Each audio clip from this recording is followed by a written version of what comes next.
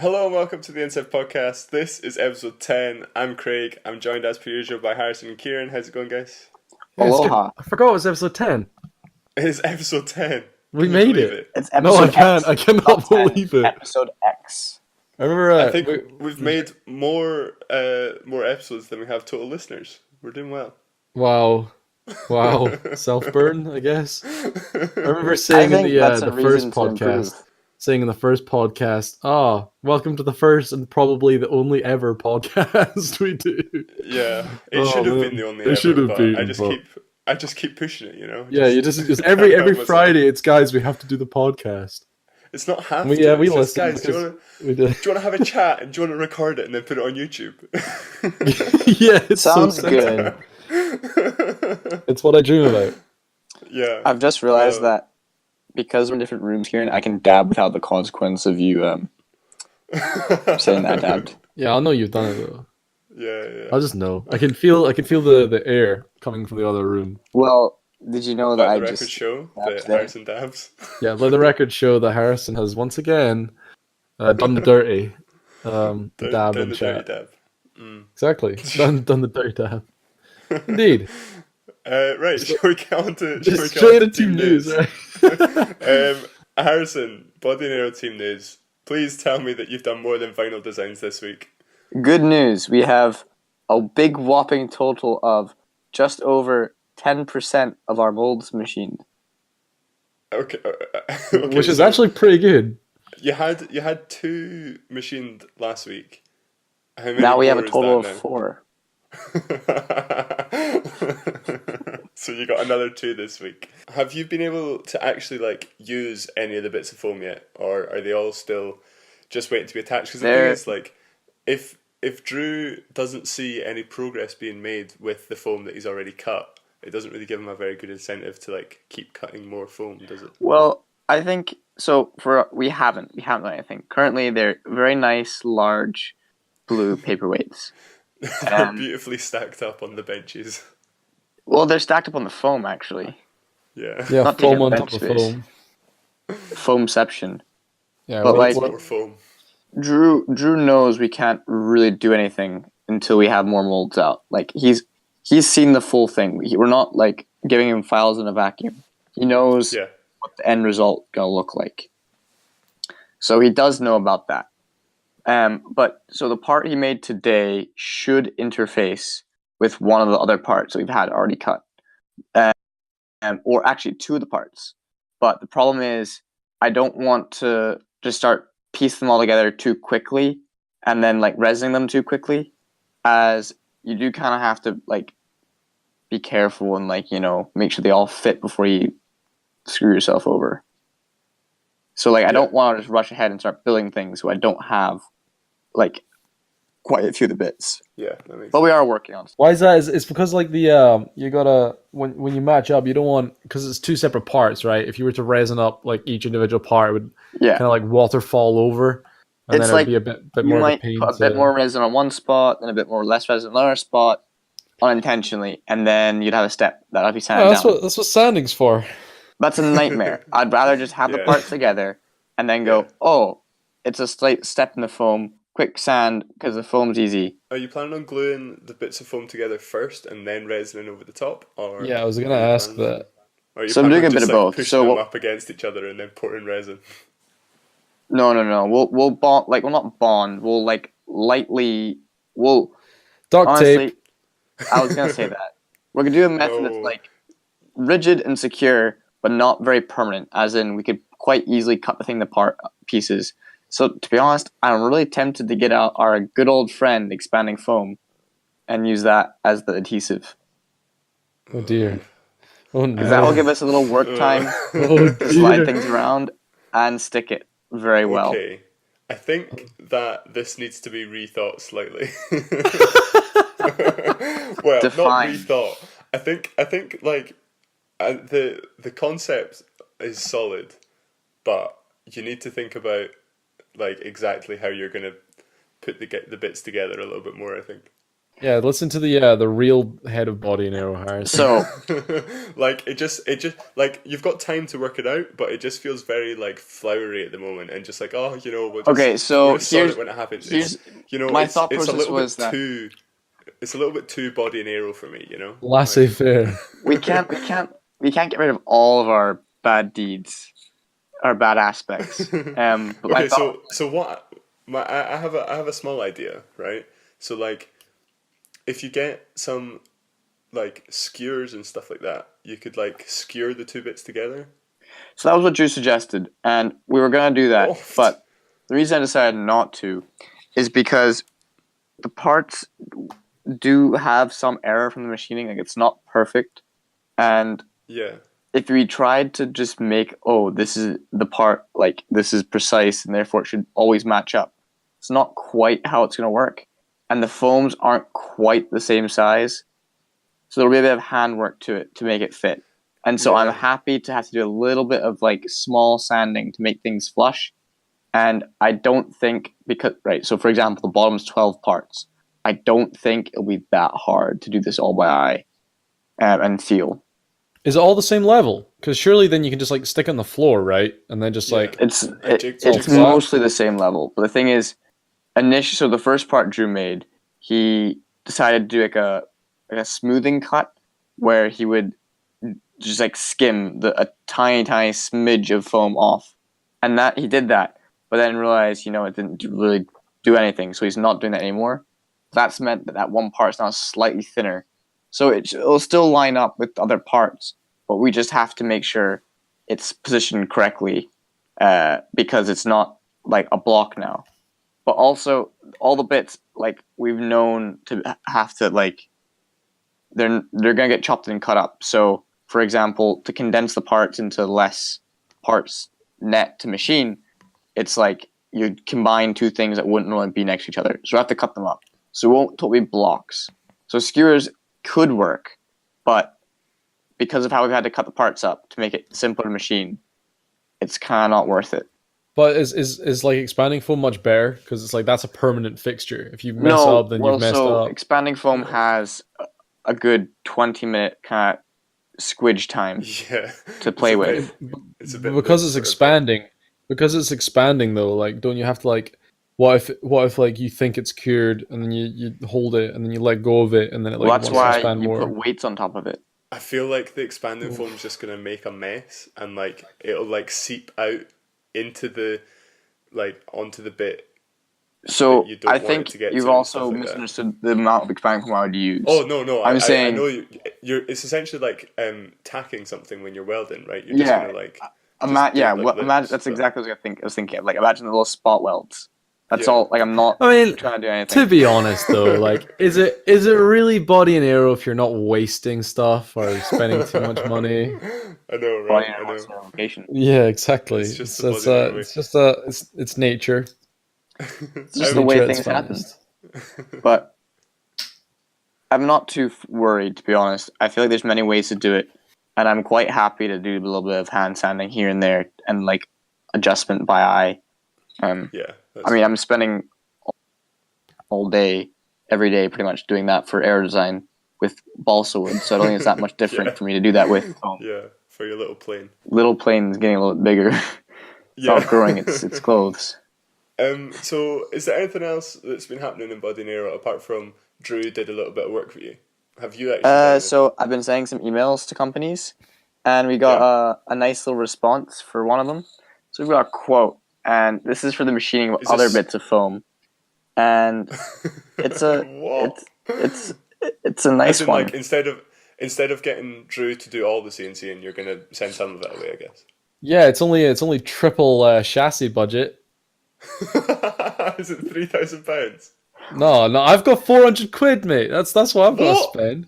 That's my whole budget. It's 1.2k.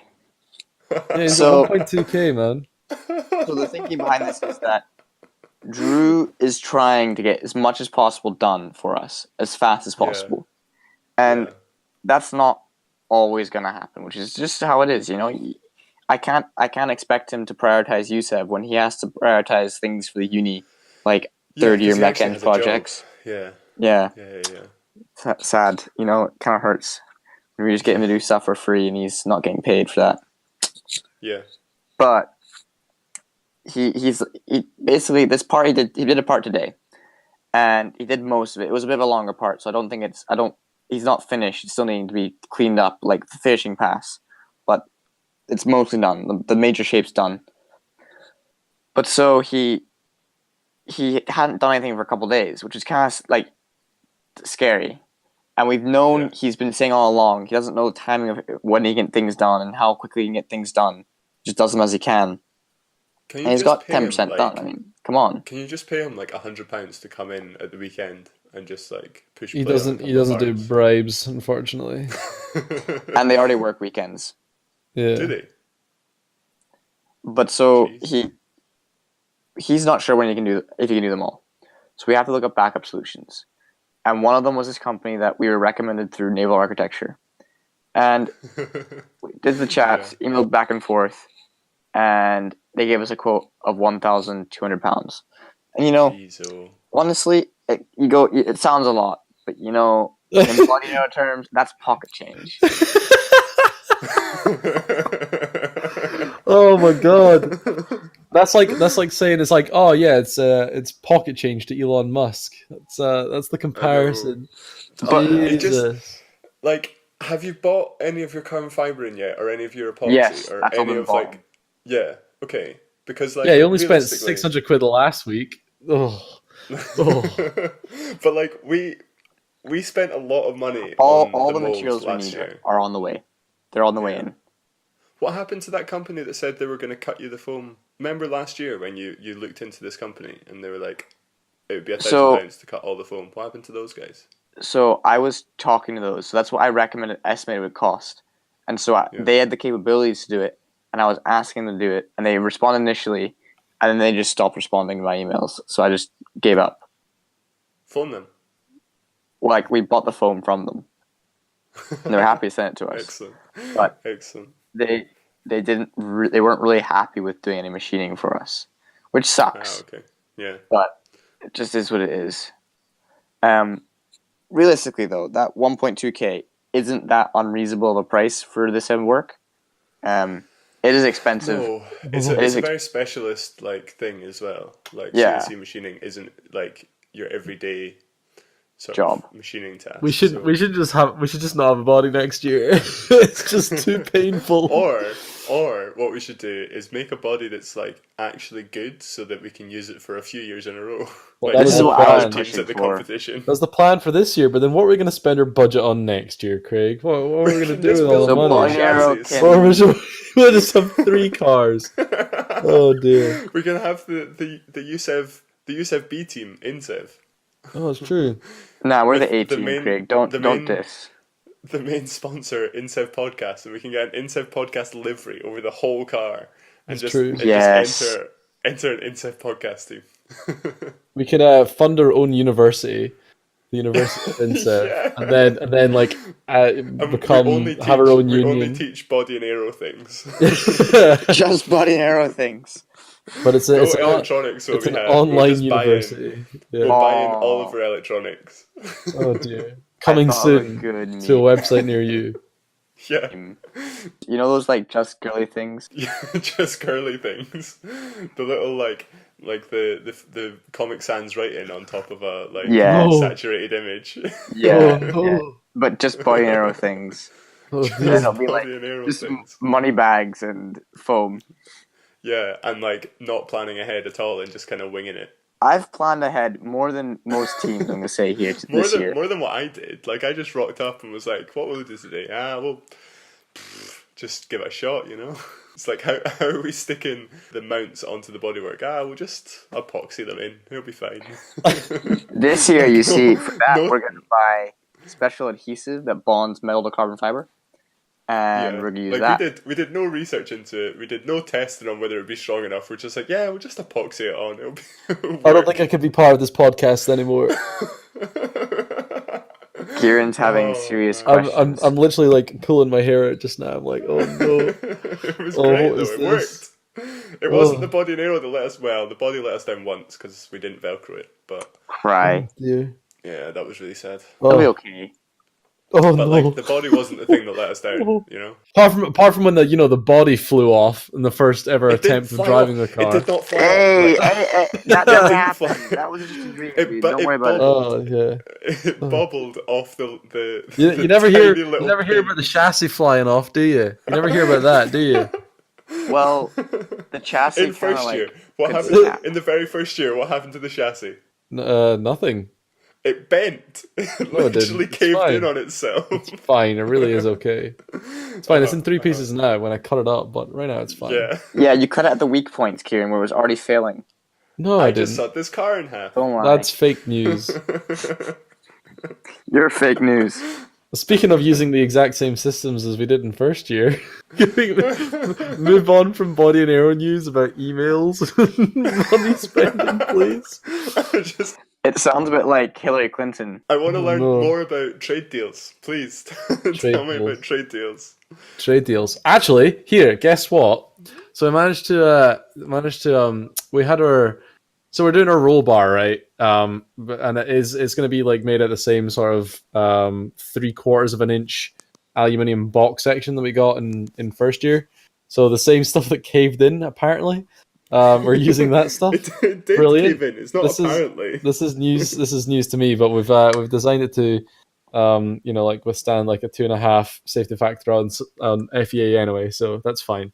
But we will have to do more testing and stuff. But either way, when we're getting this stuff in, we're going to see how much it's going to cost to bend it, right? And the material costs about £23 for every 5 meters. Yeah, we touched on this. We touched on this last week. Yes, I know, but it's getting to where where it's going to be. So £23 for every 5 meters of it. Meanwhile, to bend like a 1.5 meter section into a roll bar, it was going to cost us £275 to roll the bar to just bend it. I couldn't get over that, but one of my boys on my team, head grunt, Rory Thompson, he's managed to find a company that said they'd just do it for free. So nice. that's great. Can we get a shout out? Yeah. Oh dear. I want to say Thompson Petty. I think that's right. Hang on a minute. Why are they Thompson Petty? Thompson Petty Group. I think that's them. Right. This may be very premature, and we've not actually agreed to anything. So if you're listening, we're coming. But if not, I hope they never hear this. There's nothing better than a premature announcement on the insev podcast. Exactly, as if that would happen. But that'd be quite nice, So hopefully we can go ahead with that. Get it done. Why were they just like, oh yeah, we'll do it for free? Like what incentive? I think the way was, I think it was like someone at the group has ties to like another group in Glasgow that is also doing like an automotive car. Whether it's USM or not, I have no idea. If we can get more information, that'd be quite good. But I think it's going to come to something like that. But because they're doing it for that group or that sort of team, then they're like, yeah, we could probably just do it for you guys as well. As long as like we buy in the material and stuff, they're like, it takes no time at all to do it. So they're just like, yeah, we'll just do it for you. Just like stick it in the machine, bend the thing.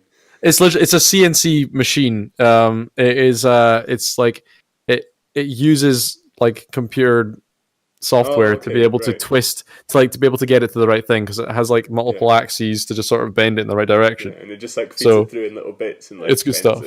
And it's literally a semicircle, so it's not exactly difficult. It's not like a parabola, or it's not like a spiral or something. It doesn't have to be anything funky. There's not like an increasing gradient or whatever in any way. You sent through some photos of what you did this week. Did actually, yeah. So the first one is just some extrusion bars that have been cut and laid out on the floor. Yeah. So the first thing that you can notice from that is that the thing's really thin. I was cutting the bars today because we had the 5 meter bar that was just sort of sitting down in the lab, and I think people were like dropping stuff on it because there's a couple dents in it and stuff, and I was like, this is kind of annoying. So I just basically spent like a good hour just chopping up into the right sections. I can't confirm, you're very, very good with a saw and cutting in straight lines. Not today I wasn't. Not today I wasn't. It's fine. I left a 5mm tolerance basically on the bars, so it's good. But yeah, I really didn't want to. I wanted to get the techies to do it, because they were just like, no goddamn way, do it yourself. Take a hacksaw to it. I was like, okay then. Exactly. Which is fair enough, I guess. Yeah, but that is fair enough. Basically, I've been told that what I can do is I can ask them to mill it. So hopefully, I can get them all to just mill it, and then they'll be the perfect size. I really wanted as much human error taken away as possible, which is why I left so much tolerance on it. So, because you really only get one chance at it, and we have no spare bar really to do like at least a long bar. Yeah, So definitely. and it's like you rather than buying stuff in, it's probably another £100. We don't want to do it. So get it right the first time. Plus, that's okay. Don't forget that. Oh yeah. So I'm looking at it. It's very skinny. Is Harrison skinny enough to fit on there? Yes. Just don't worry about there's bars you can't see on it because we haven't obviously gotten the roll bar yet, or like the sort of material for it. And that's like what I have sent you as well in the second photo. Wait. First up. The bit at the end, right? The bridge. Yes. Is like the square bit. That's really, really thin. Like yes, it's like 150 mil tall. No, it's way smaller. But your legs aren't going through it; they're going over it. Oh, really? Oh, that's the difference. Okay. Because it's like, seriously, I was sent up against it today. Like, there's a little foam ramp on it, so your like back's at an incline, which means that you can sort of see over your legs a bit more. Because last year was just flat, but then apart from the shoulders a little bit. Before your legs were flat as well, so like your knees up. Knees up, you have like your head elevated as well, so it's not too bad. But because your butt goes pretty much, your butt goes right up against the bridge anyway, so like your legs can easily go over it. I was testing around with it today, and it was like I don't think there's going to be any sort of cause for alarm with seeing over or visibility at all. But at least not in comparison to last year. It will surely increase our frontal area quite a lot, which will increase the drag. Did you think about that? Well, I mean, Harrison made the body way before I'd done the design for this, so it's just how it's done, You that's just it. And fit the chassis to it. Exactly. Then everything else follows. Yeah, exactly. It's so not how it should be done, but that's how it's been done for the last 2 years. So why change it? Yeah, I know. The roll bar is actually supposed to be like an extra 75 mil on either side. But like because there's been miscommunication, it means that 150 mils being taken off the bars, which is a bit of a pain. And they were also drilling through those bars as well, which I really didn't want to do. I was trying to get around that, but hey ho, that's life, right? That's just how things go. God. So looking at the second picture, yes, you have like a roll bar on there. Has that been taken from the old car? Yeah, so that was a very first one. Okay. But just so happens that the height of it's a bit wrong, because I think the height of it's about 710 mil, I think. So when I saw that, I thought that was like the roll bar had been bent, and I got a little bit excited. Oh, no, unfortunately not. It has like a brake mount on it and everything, and I was like, holy crap, guys, you have done loads of work. No. That was from first year's car. That was the atrocity. But what I just did is I put it there as a representation of sort of like, I mean, that's a little bit tall for the roll bar, but the outside diameter of that roll bar is actually the same as Harrison's shoulder width, which is consequently the inside diameter, which is quite good. So it means that in summary, this week you have cut up some extrusion bars and laid them out on the floor. Yeah, and we've communicated a lot with the companies to sort of see what we can do about getting this bar bought in and then bent. Welding chains have also been set up as well. Lee's been ill since last week, so I think I mentioned that. But like we're back on track now, so getting welding training on Monday and stuff. So if you're curious to what my shoulder width is, it's a magical number. 420. Yeah, 420 millimeters. If anyone wants to buy Harrison any clothes, our PO box is in the description. It's the James Weir building on Montrose Street, Strathclyde. Yeah. Send him merch. Send him clothes. Please. He doesn't wear any. He's homeless. He needs clothes. I'm a chest diameter, what? 30, 31? 30? What? No way! I don't know. Oh boy. Skinny boy. There's a reason he's 50 something kilos. Like 50 what? Last 3? time I checked. Well, Less. I'm brought up to date too. Yeah. Has he been putting on weight? He's put on weight since last year. Thick boy. That's what happens when you move out, you know. I've been overfeeding him, you see. He's overfeeding. So I'm gonna starve myself a little bit before the competition, so I lose all of my body weight. It's a bad move. No, he's already 0% body fat. They increased the weight of the driver. They did not. Did they not? I thought they did.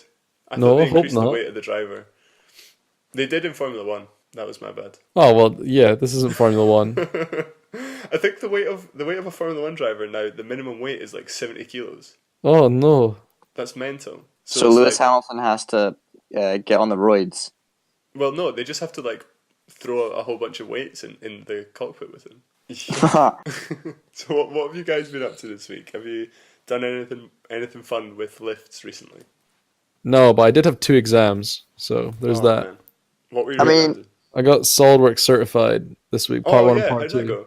Yeah, I got 100% in both, which is quite nice. And it wasn't easy. Like you kind of get that when you use SolidWorks for a year and a half. Did you do any cheats? So like the SolidWorks exam, you get given a part, right, and then you have to build the part in SolidWorks, and then you get asked questions that are like, what was the weight of the part, or stuff like that. So the idea is that it's like the geometry is right. And like if you don't get it right, then you do not have the right weight, because if you've made a dimension smaller than it is, the weight will be different.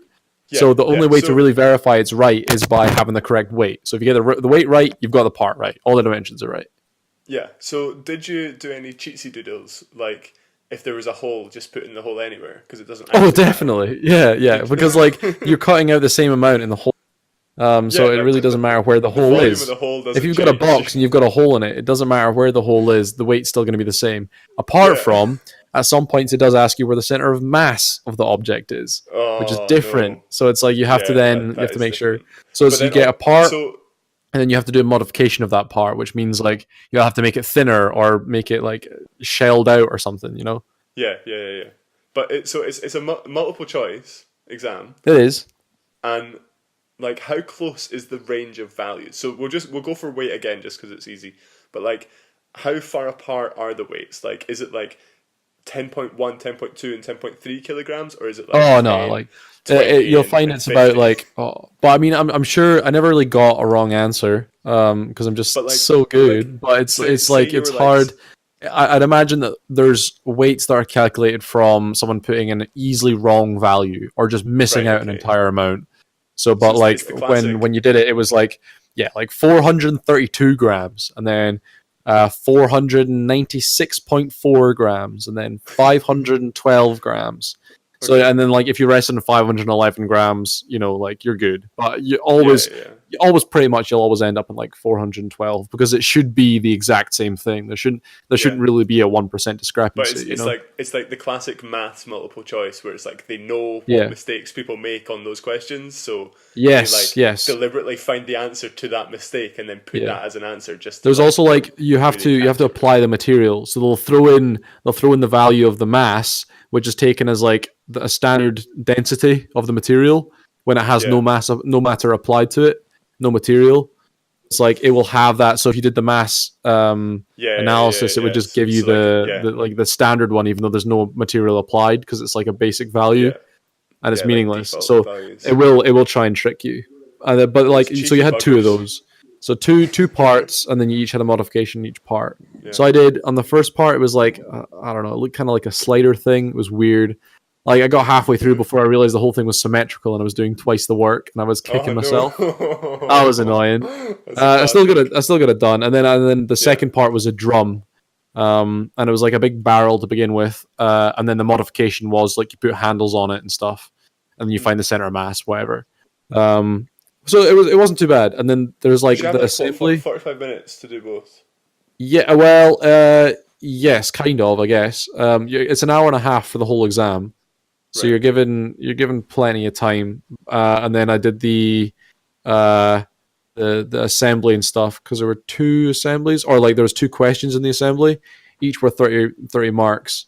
So it was weird. The assembly was worth twice as much, really, but it was like it took 5 minutes to do the assembly. Do you get given all the parts for the assembly? And you just it's a zip file, and you download it, and you open them up, and bish bash bosh. Amazing.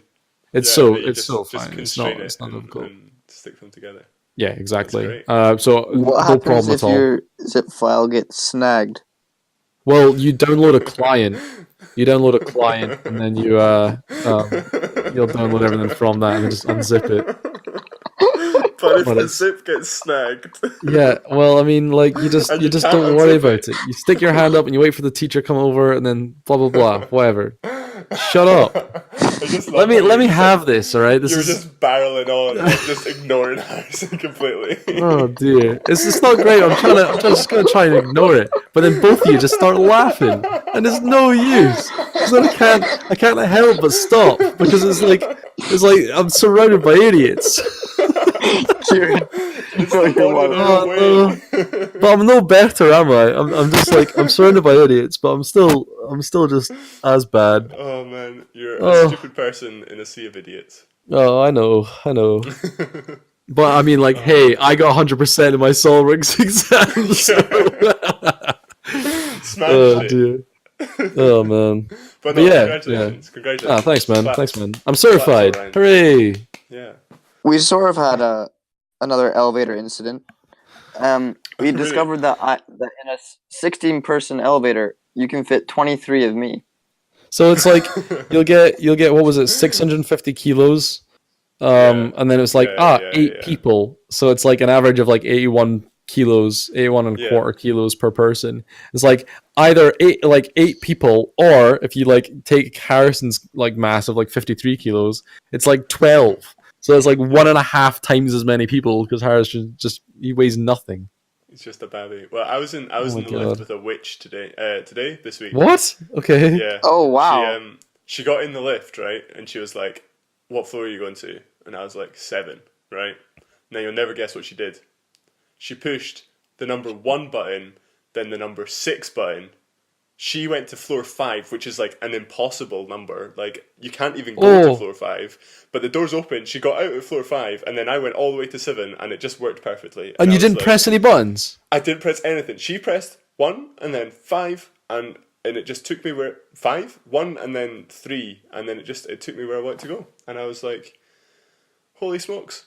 She was a witch. She was. I think you've been touched. You've been touched by an angel there. It was magic. Realistically... It's I don't understand how word's gone about, so you know exactly how things go now. It's so bizarre that everybody just seems to be like, oh yeah, it's just the elevator, and just everybody just knows how to use it. No questions asked. It's just like, yeah, all right. I know. She was just like, where do you want to, like, yeah, where do you want to go? And I was like, 7. And she's like, excellent, can do. And just imagine you're just like, where do you want to go? And she's just like, oh, you just go, I don't know, Starbucks. And then she just presses a button, opens up. There you are, Starbucks. You get out, you order your latte, you go back in, and then it takes you back to work. Magical. It's like the TARDIS, but it's an elevator. You should experiment. You should try that and see if that works for you next week.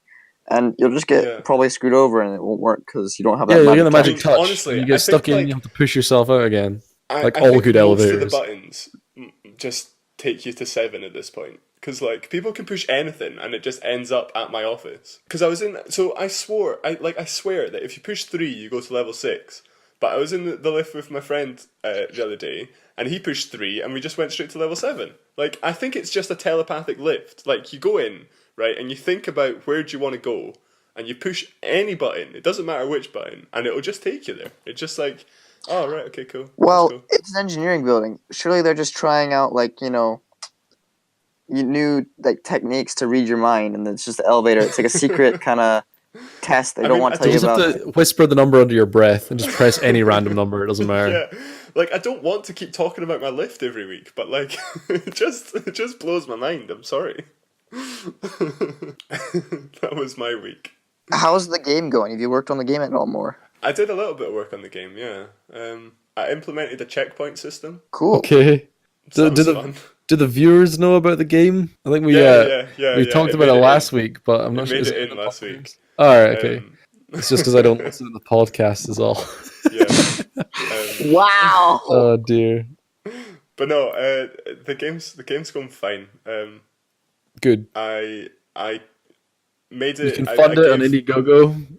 I put Kieran. Kieran made his way into the game this week. Oh yes. And Feature. I put in a really, really strong incentive to kill Kieran. So, so would I. So would I. There's only like every time I've played it, I've killed Kieran. Okay. Oh, nice. And we'll probably call it a day. Yep. Cool. Good job, guys. Well done. We did it as per usual. We made people click off in the first 10 seconds. By talking about Body and Arrow for forever. All right. But yeah, okay, thanks, that'll guys. do. It was fun. Calling it. Thanks, guys. Bye-bye. Bye.